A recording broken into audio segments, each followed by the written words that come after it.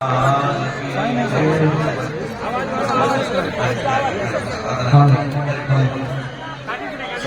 आशीर्वाद.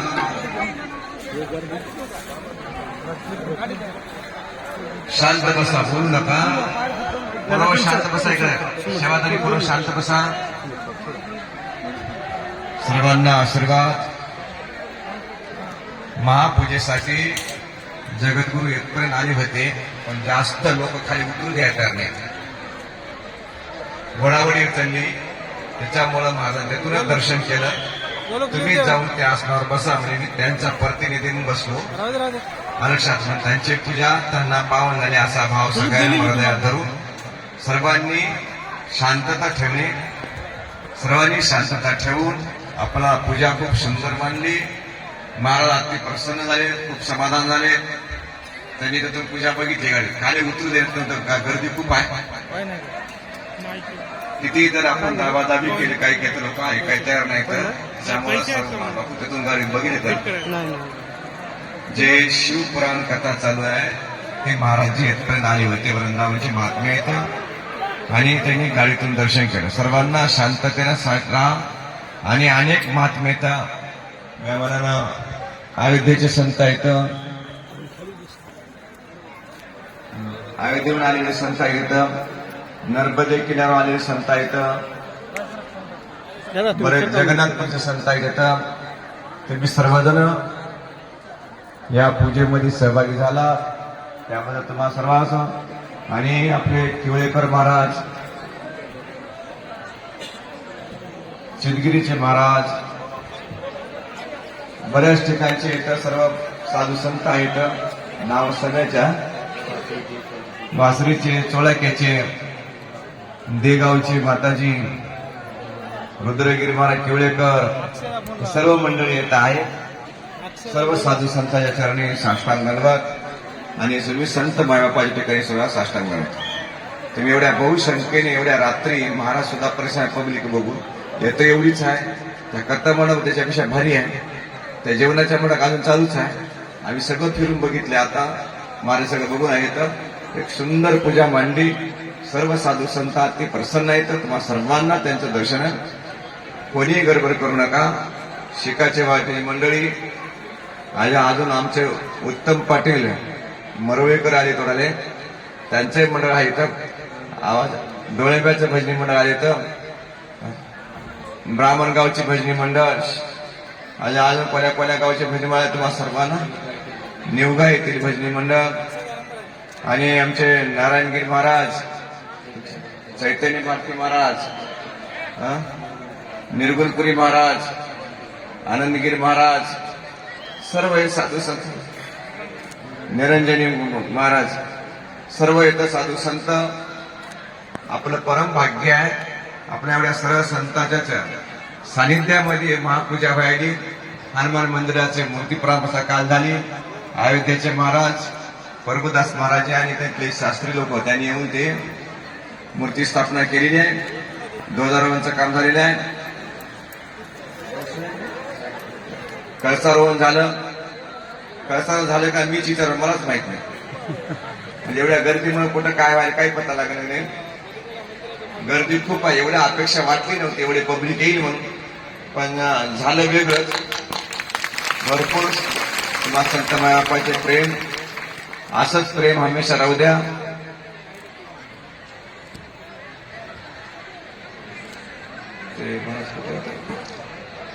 सर्वांनी जे सेवा दिलेली आहे ती सर्व सेवा दत्तप्रभू चरणी अर्पण झालेली आहे. आणि दत्त महाराजांना सेवा अतिशय पावन करून घेतली. आता पावन कशी करू हे लक्षात घ्या. आता रात्री धीरेंद्र शास्त्री आले होते, बिहारहून आले होते. बिहारहून रात्री बिहारहून त्याची कथा संपली. आम्हाला 4:30 वाजता फोन आला. तेवढ्यामध्ये सगळं विमानाची तयारी, सगळी तयारी करून 2-2.5 तासात बिहारहून महाराज इथं पोहोचले. अर्जंट स्पेशल विमान करून, लक्षात, विमान करून स्वतः डायरेक्ट नांदेडला. सर्व एसपी, कलेक्टर, नागपूर विमानतळ रिपोर्ट, नांदेडचा रिपोर्ट हे सगळं देऊन इथे आम्ही येऊन पोहोचलं तर महाराज आले. म्हणजे एवढ्या व्यस्त असतील त्यांनी एवढं सगळं बघून त्यांना समाधान वाटलं. तारखा मिळत नाहीत वर्षानुवर्ष, पण त्यांनी त्या प्रवचनातून सांगितलं पुढच्या वर्षी 3 दिवसाचा कार्यक्रम त्यांचा इथं आहे. म्हणजे जे काही आपण करत आहोत ते दत्तप्रभू चरणी अर्पण होत आहे. म्हणजे दत्त महाराज अतिशय आल्हाद आहेत, प्रसन्न आहेत. त्यांचं हृदय असं एवढं कोमल झालेलं आहे की ते परत परत साधू रूपानं पण या संताच्या रूपानं आपल्या ते येत आहे. नाही तर तारखा मिळणं अवघड आहे. आणि ते इथे अर्जंटमध्ये बी आले तर, आणि भारत नाही जगामध्ये त्यांचं नाव आहे, जगात आहे. आता एक खूप मोठं कॅन्सर हॉस्पिटल काढायचं करोड रुपयाचा खर्च आहे, करोड रुपये. आणि कुठला 1 रुपया त्याची फी नाही. लक्षात ठेवा की बा एवढे किती पैसे द्यायचे, कुठली फी नाही द्यायची. आपल्या इच्छेनं ती विरुद्ध घेणार. ते बी जबरदस्ती संतांचे का आम्ही किती ट्रान्झॅक्शन तर लई काकुळत करून दिले की बा संताच्या खर्च नको म्हणावी. फक्त मला संधी द्या की परत मला 3 दिवस पुढच्या वर्षी कथा करू विचारा करा. म्हणजे मलकपुरी महाराज आता यांच्या प्रेम कृपा हे सुद्धा अजून 2 वर्षानंतर आपल्या अजून त्यांची कथा आहे.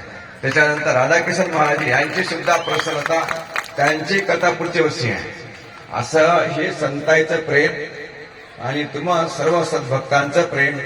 महापूजेला एवढी गर्दी राहील असं वाटलं नव्हतं, पण खूपच गर्दी भयंकर आहे. आमचे नारायणगिरी महाराज, बाळगिरे महाराज म्हणायचे, मी बाळगिरे हमेशा म्हणायचं, महाराज तुम्हाला शुगर वाढली, बीपी वाढायली, कोणीतरी मुलगा एका पटकन गाडीवर डोळ्या देखत घ्या, काही कमी जास्त झालं तर पुन्हा परेशानी होती.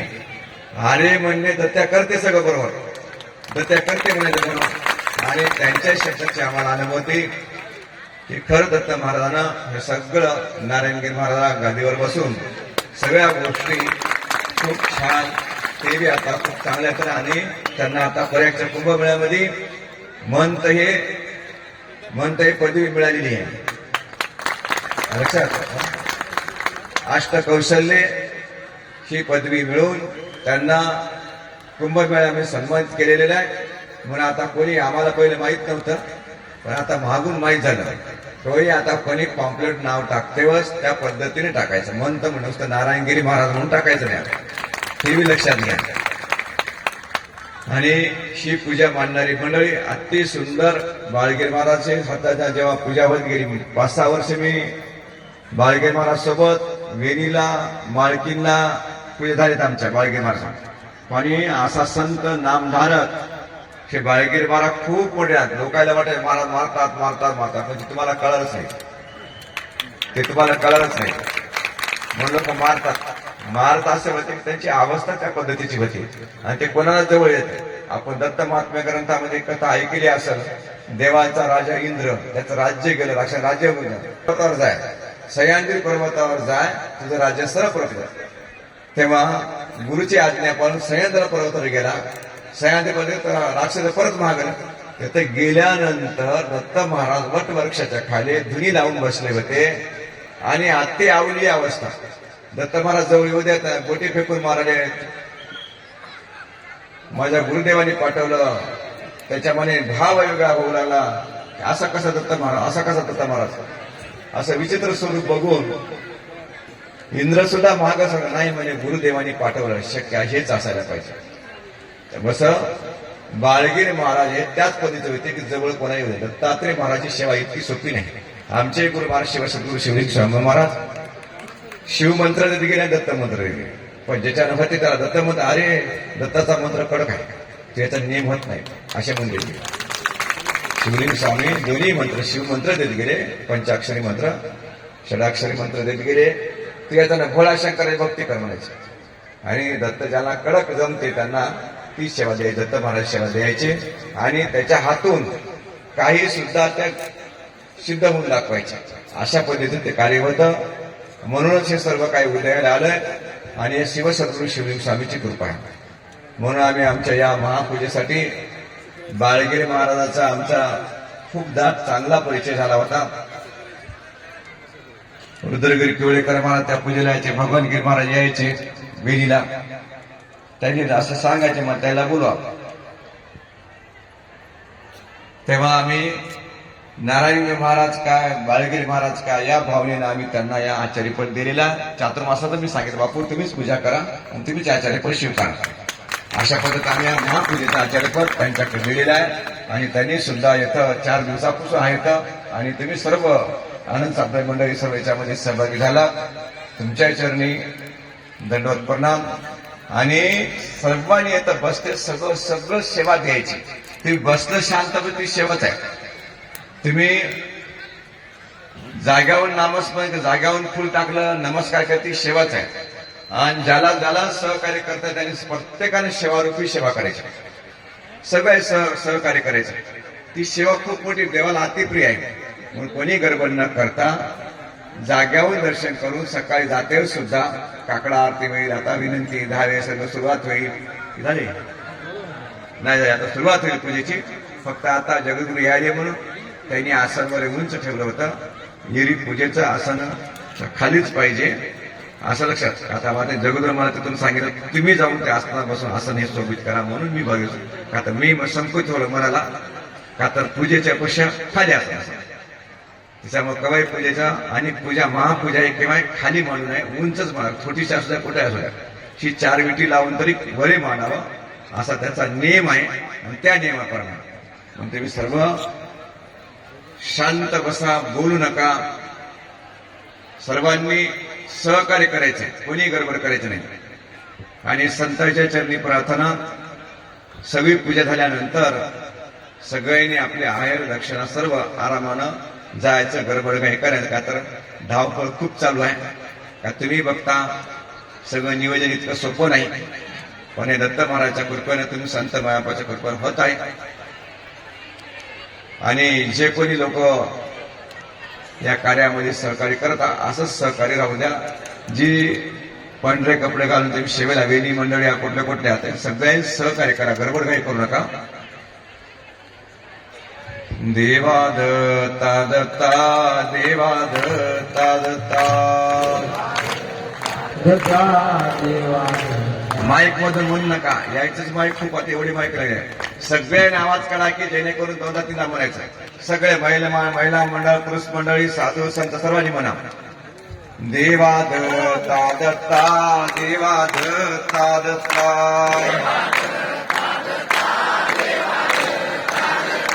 देवा दत्ता दत्ता देवा दत्ता दत्ता.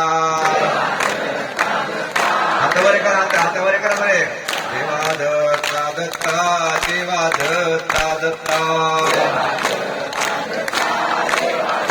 हातवरे करा. हात. देवा दत्ता दत्ता देवा दत्ता दत्ता. कॅमेरामॅन देवा दत्ता दत्ता देवा दत्ता. हातवरे करा. देवा दत्ता दत्ता देवा दत्ता दत्ता. देवा दत्ता दत्ता देवा दत्ता दत्ता. देवा दत्ता दत्ता देवा दत्ता दत्ता.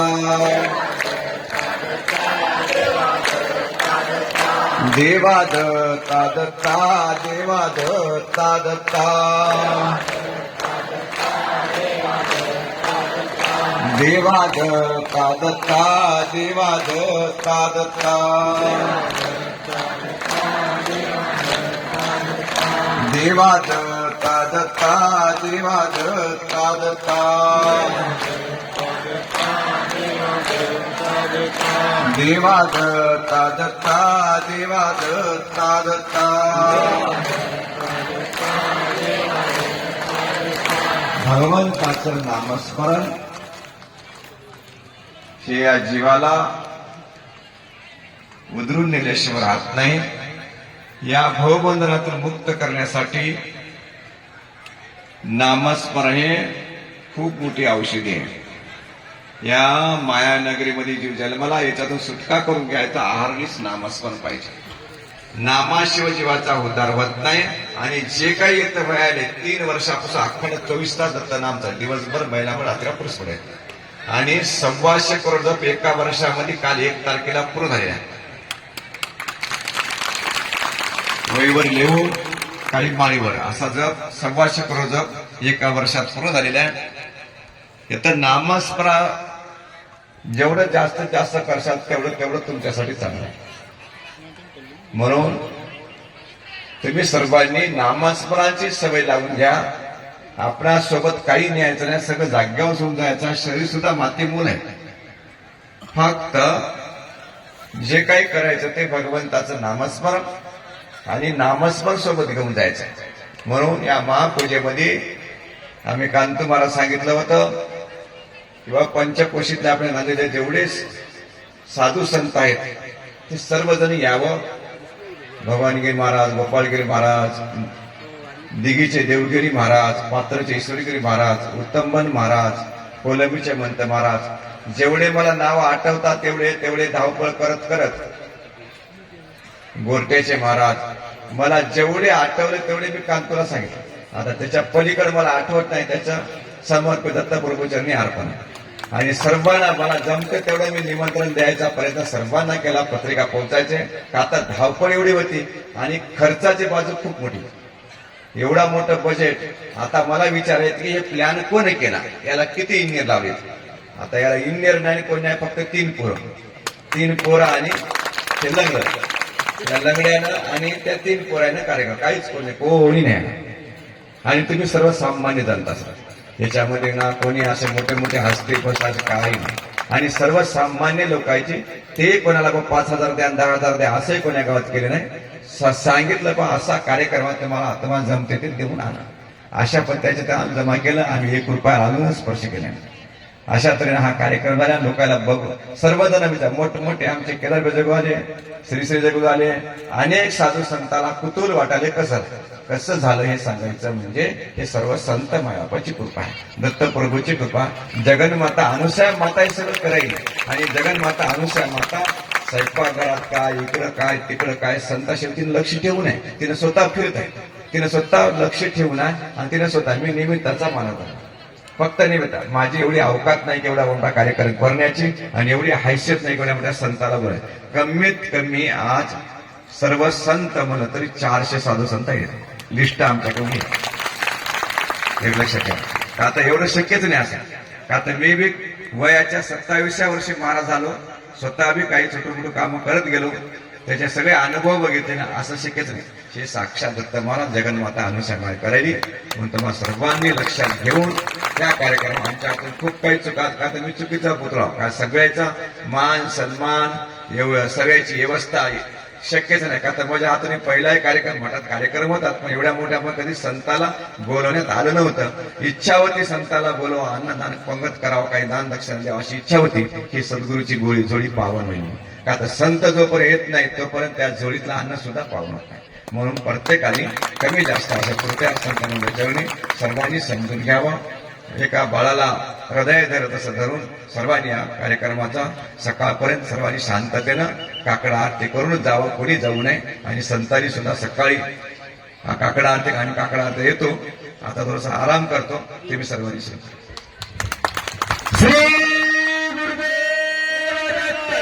परमपूज्य शिव सद्गुरु व्यंकट स्वामी महाराज की. या ठिकाणी जगाच्या कल्याणा संतांच्या विभूती, देह कष्ट भीती परोपरी. जगाचं कल्याण कशातही माय बाप हो, हे संतांनी आमच्या परमपूज्य व्यंकट स्वामी महाराजांनी या कार्यक्रमातून दाखवून दिलेलं आहे.